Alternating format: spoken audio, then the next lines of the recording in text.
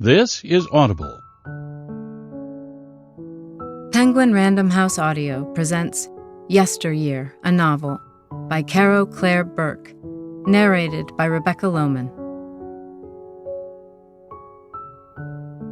Part 1. The Past. This is the last day of the life I imagined for myself. I woke up 2 minutes before my alarm went off, like usual. 5:58, and bing, eyes wide open, ready to greet the day. I've never had a hard time waking up in the morning. Never used the snooze button, either, not once in my life. Sobriety helps. I don't drink. Discipline helps, too. I was born with spades of discipline. I'm practically overflowing with it, which is why I think I've never had that much trouble with anything in my life. Not motherhood, nor marriage, nor building a business, nor serving him. All of it appeared to me as a series of tasks to be accomplished each day at the right time in the correct chronological order. I know it's not that easy for other people, but it really is for me.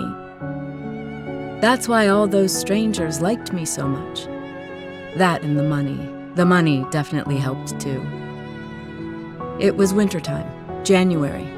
A cold front had just blown through the pass. By my bedroom window, the radiator was puffing hot air. The sky outside was deep as death black, and would be for another few hours. Our farm was nestled in the rolling divots between two mountain ranges in Idaho, which meant we didn't see the sun until 9 or so in the winter months. We were located 5 miles down a long, winding gravel country road. Not even airplanes flew overhead. In the darkness, I listened to the distant mooing of Sassafras, our beloved dairy cow. I could tell by the pitch and register of her moans that my husband, Caleb, was milking her. Right on time. The man was good. My husband was not disciplined before he met me.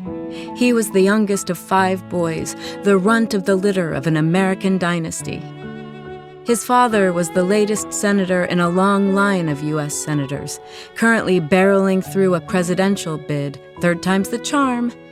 His mother was a homemaker who had spent most of her life drowning in Chardonnay. Together, through a near-fatal combination of paternal neglect and maternal sympathy, they had raised Caleb to be soft and spoiled and sweet. But the only thing more valuable than a person with God-given traits is a person who's willing to learn. And my husband, that man, had been willing to learn. And who was I? A flawless Christian woman. The manic, pixie American dream girl of this nation's deepest, darkest fantasies. The mother every woman wanted to be, and the wife every man wanted to come home to. Like a nun in a porno, it didn't make sense. But also, by God, it worked. My name is Natalie Heller Mills, and I was perfect at being alive. In the silences between Sassafras's near-human groans of pleasure, sometimes I joked online that my husband had a bovine mistress, haha. I could just hear the distant chicken coop chatter, that meditative bark, bark, bark, bark, bark that served as the white noise machine of our farm. I loved our chickens.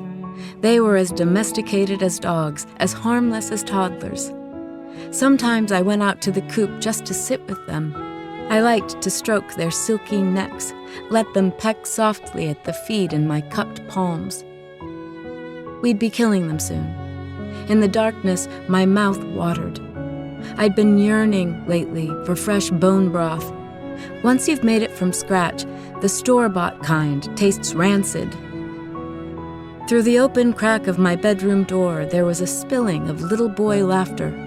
The children were down the hall, having breakfast.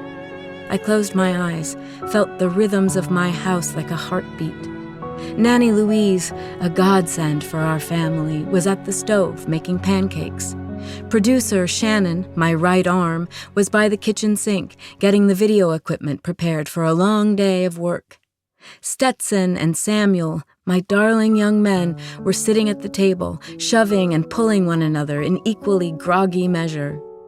Clementine, my eldest, the girl who made me a mother, was at the head of the table, ignoring her brothers, reading a book. Nanny Amy, our second in command, was moving through the far corners of the house, waking